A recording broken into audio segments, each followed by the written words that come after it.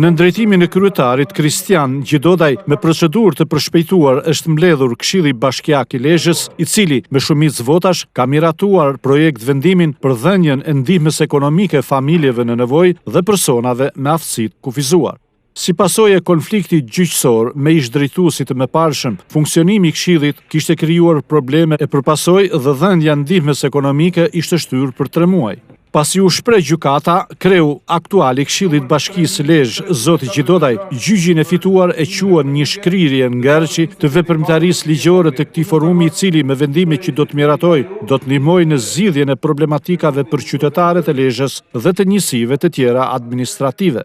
Këshilli Bashkiak ka qenë një ngërç nëpër seanca gjyqësore për faktin që një ca qytetar që përfitojnë ndihmën ekonomike kanë pothuaj 3 muaj që nuk e përfitojnë atë. Ju kërkojmë ndjes të gjithë atyre qytetarëve dhe ju sigurojmë që kjo ngërç tash është zgjidhur dhe Këshilli do të funksionojë normalisht dhe do të shërbejë ashtu siç duhet e siç na takon. Nga Këshilli Bashkiak i Lezhës u bë miratimi i vendeve vakant ku 2 anëtarë të ri të këtij këshilli, Ndrek Gazulli dhe Petrit Ndreu, bën betimin.